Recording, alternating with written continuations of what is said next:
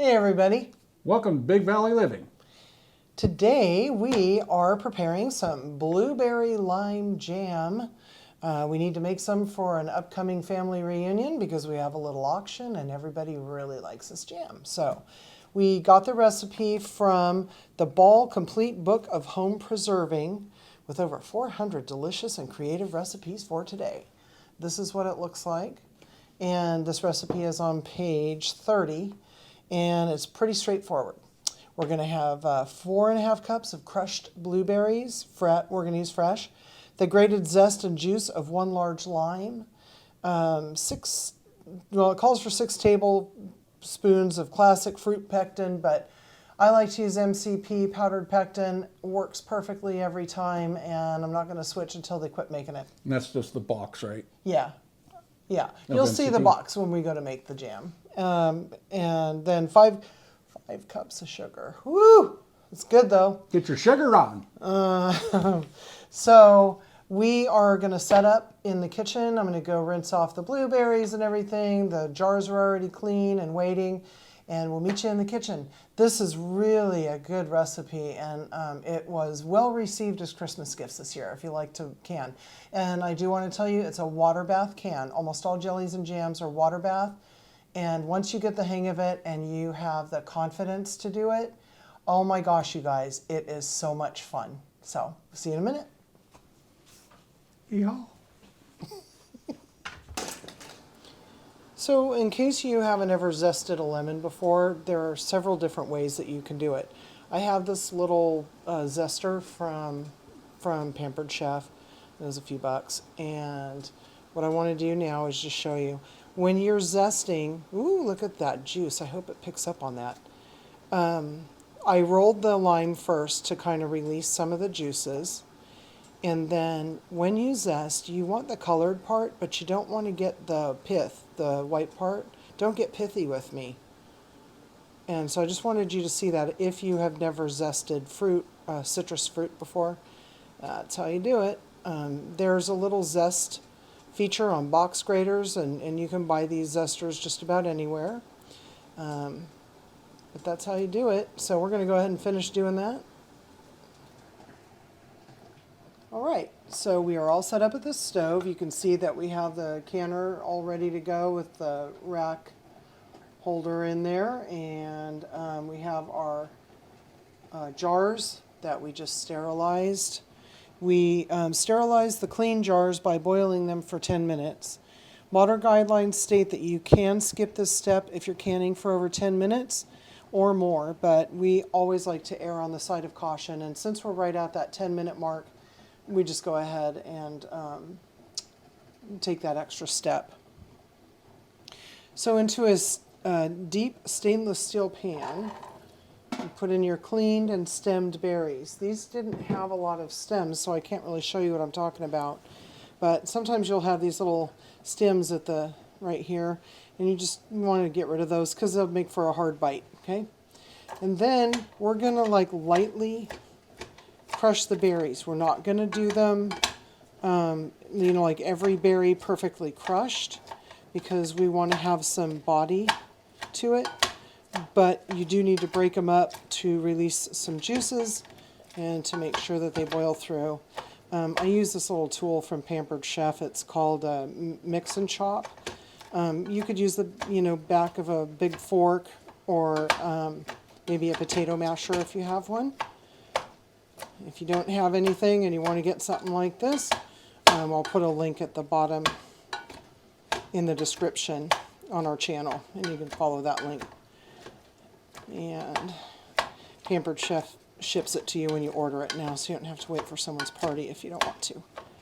Okay, so I'm satisfied with that. You can see that, they're crushed but not completely obliterated. We still have a few kind of whole ones in there. My hands are clean, and I don't want to waste anything. Okay, so I also want to tell you that the blueberries, this ended up being 2 dry pints of blueberries, but I always buy a little extra to make sure, because you want to have the full amount of fruit that the recipe calls for. So this was 2 dry pints, and I bought 4, so we're actually making 2 batches today. So we have the perfect amount. Into the berries, we're going to turn the heat on to high after we've sprinkled them. Actually, what we're going to do is we're going to put the lime juice and the zest into the berries. Okay. That one lime ended up being 2 full tablespoons and a little bit more of juice. Okay. And then this is the zest, and that ended up being a heaping teaspoon. You don't want to make a game and get like really long strips because you want to have perfect distribution. You want there to be a little bit of everything in every single jar that you're going to make. This recipe yields about 6 8-ounce jelly jars. So a note that I want to tell you is that you do not want to ever can anything in a larger jar than what the recipe tells you to, because the times and everything are completely based on. Right, you can go lower. You can go with a smaller jar. So if it had a You do timer like a little for 4-ounce. if it had a time for half a pint, you could go to a quarter pint. But if it only had it for an 8-ounce jar, which is a half a pint, and you wanted to go to a pint, that's not allowed because you only have instructions for a half a pint. So you can go smaller, but you can't go bigger. Now what we're going to do is we're going to add the pectin. And you can see this is the brand that we use. It's MCP by SureJell. And it's already cooking. I probably should have waited on turning on the stove. I'm going to turn it down for a second while I do this. Now, we whisk everything in until it dissolves. Okay, and it doesn't take long. I think it's the acid in the lime juice that breaks it down really fast. Oh my gosh, it's really pretty, huh? Okay. So, now what we're going to do is we're going to bring it up to a boil. That's where I'll turn it on to high. And what we're going to do, I always have a timer handy. What we're going to do when we get this to a boil is we're going to boil it for 1 minute at a hard boil, and we're going to stir constantly. Now that I've whisked that until the pectin dissolved, I'm going to switch over to something that doesn't hold the berries inside. Okay, here we are. And it doesn't take long to get this, to boil.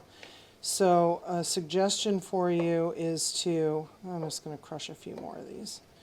The suggestion is to go ahead and make sure that you have all of your ingredients ready before you actually start the process, okay? I've got a big bowl with my 5 cups of sugar right behind me. And as soon as this has boiled for a minute, we're going to dump that entire 5 cups all at one time into this pan, and we're going to bring it back up to a boil. We'll discuss it as we're going along, okay? This is going to be real time. I'm not going to speed it up because I want you to see how fast this process is.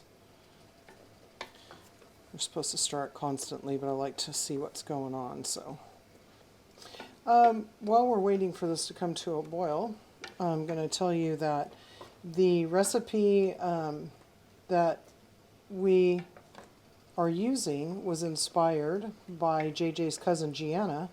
We had mentioned in a Facebook post or something to the family that we were going to be making blueberry jam, and she said, "Oh wow, I had this neighbor in Florida who gave me blueberry lime jam one time and it was really good. You should try it."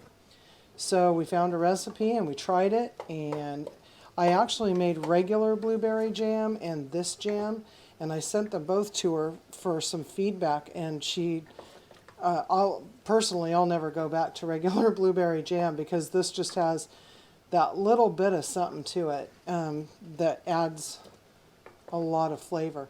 And then also I want to tell you that you don't have to just have this like on a sandwich. It's really good on waffles and pancakes, ice cream if you want to have it on ice cream. So it's very versatile. Okay, we are just about to a boil. but we do want that full minute. And at that point, I'm going to set the timer.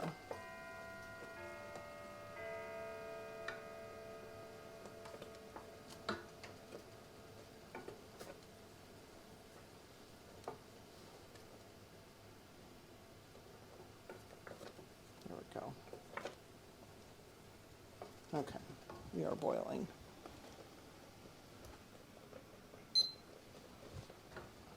So again, we're going to boil this for 1 minute, and we are going to keep stirring it. I'm hoping you can see it through the steam. I'm going to have to get a little fan in here.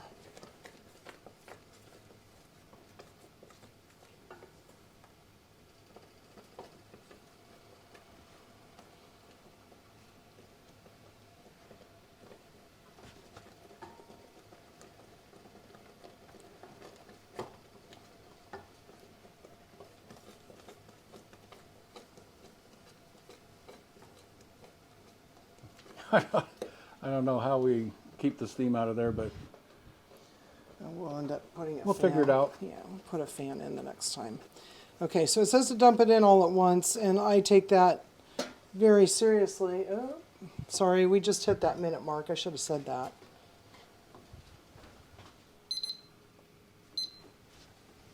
And what we're going to do now is we're going to get this all stirred in together and make sure we don't have any lumps of sugar. We're going to bring it back up to a boil. All right, we're coming to a boil now, and I want you to see how much in that just very short time of cooking that the blueberries broke down. That's why you don't want to crush them all the way, because then you won't have any little yummy tidbits of blueberry bits when you're eating your jam, using your jam. Okay, so we are almost at a boil. This is about as shallow of a pan as I would ever use for jam or jelly, because if you've ever had anything with sugar bounce out at you from a pan when it's boiling, you know that it's a pretty nasty burn and one that you will feel for days. So make sure to keep your hands away, you know, just don't put them directly over that, and make sure that your pan is deep enough where you don't need to worry about it. Okay, we are at a rolling boil. That took about a couple of minutes, two to 4 minutes actually. And in the meantime, we got everything ready for the canning part. So now that we're at a boil, I'm used to not having this microphone on, so I'm like yelling over to the camera, and I don't need to. Okay, so we are at a boil, a rolling boil, and I set the timer for a minute, and we're just going to let it do its thing. And you see little tiny bits of white in there. That's actually the seeds from the blueberries.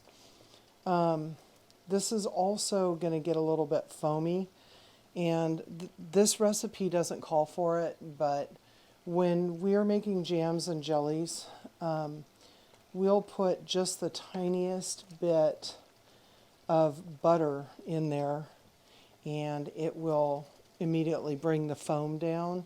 And there's so small of an amount in there that I don't worry about it. And we are 10 seconds from getting ready to can this up. Make sure that you wear an apron like I didn't do, so that you don't stain your clothes with blueberries. Okay, so since we just have 6 jars, JJ's going to go ahead and put the jars down. And you can see that I've removed the jam from the stove, and we just put it on a trivet. And this is how we do jam. Just go ahead and leave a little bit of extra space for my doodad here, like that. And then, so in our setup, what we do is we have an Like extra, yeah, thank you. We have an extra jar that we keep the funnel on, and that way it minimizes the mess. In our kidney bean video, we talked about how messy jelly canning can get and jam canning. And we're going to be as neat and clean as we possibly can. but you'll see. We get a little drippy here and there. So we're going to fill these to a 1/4 inch headspace. And I want to show you that on this neat little funnel here, it shows you all the head spaces right here, okay? And so I like it because it has a divot and I can see where it's going to go. So I'm going to start filling the jars. We did not have foam in this recipe, so I didn't have to add any butter to it. So I don't want to get it too high.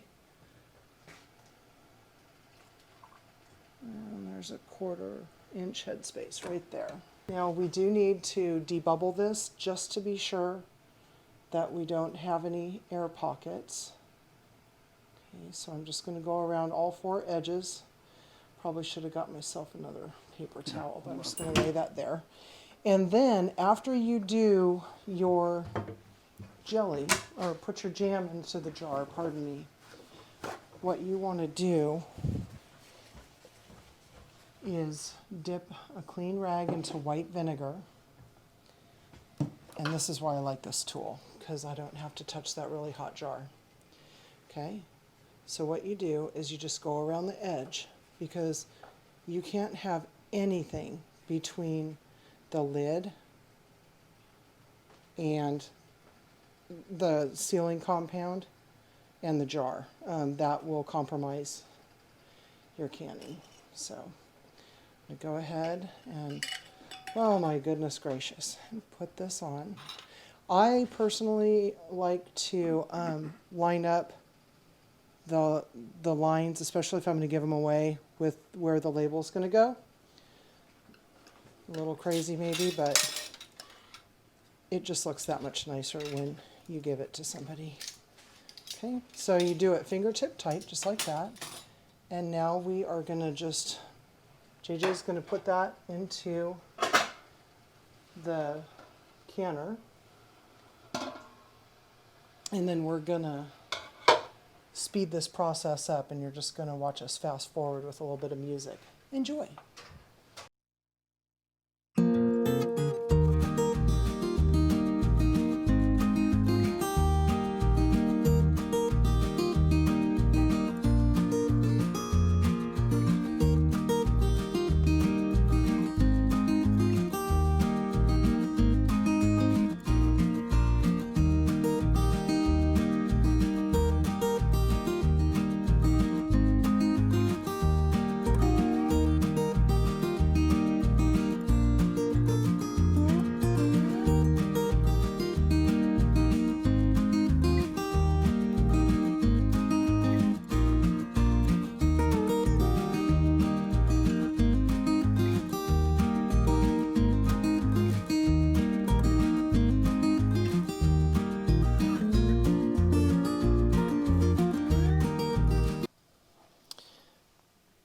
Okay, as you can see, it's at approximately 6 8-ounce jars, and we came just shy of that. So without that 1/4 inch headspace, I'm not going to can this. What we're going to do is let it cool down. We're going to clean off the jar all the way. And just put, you can buy little plastic lids that fit on mason jars and jelly jars. And once it's cooled down, we'll just put one of those on it, put it in the fridge, and it'll be used over the next week or two. It won't be hard to use that jelly. It's really good. Another thing I want to tell you is that, so now what's going to happen is JJ has all of the jars in the canner. So there's only about 1/4 to 1/2 inch of water over those. You'll want to make sure that you have 1 to 2 inches of water over the top of the jars in the canner. So I'm heating up one of the 1/2 gallon jugs that we use, and I'll pour the hot water in there, and I'll get it up to between 1 and 2 inches of water over the top, and then we'll cover this up, and it'll go for 10 minutes. Once it comes to a full boil. Once it comes to a full boil, we'll time it for 10 minutes, and then we'll come back. All right, so, well, we're almost ready to get going. Don't forget to add the vinegar that's left in that jar thing, bowl, because it'll help keep the hard water spots off of your jar. And this is almost to where we'll start timing it, and we'll come back when we're done. Okay, after you get it to a full rolling boil, and we have the timer going and it goes for 10 minutes, at that point we'll turn it down and not open the lid, let it come down for about 5 minutes, and then we'll open up the lid and let it go for about 5 minutes, and then we'll take the jars out of the canner. Another tip for you is that once you have a rapidly boiling canner, then you're going to put the lid on and you're going to reduce it down to a rolling boil, but not a hard, vigorous boil, okay? I don't know if that makes sense, but you don't want the hardest boil you can get for the full 10 minutes of canning. What you want is just a gentle boil. Okay, the moment of truth. So we're going to go ahead, lift the lid away from you. I'm just going to set it down over here on a hot pad. And what we're going to do, okay, so I want to make sure I tell you. So after the canning time, we went ahead and left the lid on it. We cooked it for, we processed it for 10 minutes. And then we turned the pan down to about 4 or 5 to just kind of bring it closer to temperature and stuff. You don't really want to get any thermal shock. So one important thing when you take a jar out, what you're going to want to do is you're going to want to tip the jar. Do not tip the jar, okay? You want everything to remain upright. And so I'm going to show you the jar. JJ's behind the camera. Let's make sure you see it. So there's water in there, okay? All right, so now what I do is I put them on a cooling rack, like a wire rack, for a little while, till they're a little bit cooler. And then once they've cooled off, you know, enough to touch safely and without hurting yourself, then what I'll do is put them on like a towel or a quilted mat overnight, let them sit for about 24 hours.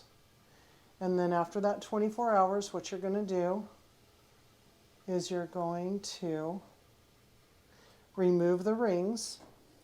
And the rings are, you know, these little things, okay? You're going to remove these, and then you're going to wash these in hot water. As you lift them up without the rings on them, the lids should be very tight. Oh, they're already starting to ping. Here. Now you can do this, okay? Because the water sitting on top bothers everybody. I know it does. So go ahead and just wipe it off. I'm going to make all kinds of noise here. Big thing is don't push down on the lid. Just Correct. let the water suck up into that paper towel. Because what you don't want is a false seal in any way. And the reason that you take the rings off is also because if you leave them on and you store them in a cabinet, it can keep the lids on and sometimes create what they call a false seal. Okay, so without that on there, if you don't get a good seal, the lids aren't going to stay on, and you know that your food's going to be safe because you'll discard that if that happens. Also, if all of your jars haven't sealed by the next morning, what you'll want to do is definitely take any unsealed jars, put them in the refrigerator, and use them over the next week. Okay, that's super, super important. Okay, you can hear the pinging. So I'm going to pick one up and I'm going to show you that there's a little button. There's a little button like right there, and it's flat. And because it's flat, I don't want to tip it. Because it's flat, you know that that's already sealed. Sorry to go through all these little details, but if you've never canned before, these are the kinds of things that you need to know for safety, for food safety. I'm looking at it, and all of our jars have sealed already, so success. So that's going to be it for us tonight. If you enjoy this video and you'd like to see more, please make sure to like this video in particular and share it with your friends, and definitely subscribe. It helps our channel, and it also makes sure that you get notified every time we have a new video. So thank you very much for visiting Big Valley Living, and we'll see you in the next round. See you later, everybody. Bok, Bye. bok.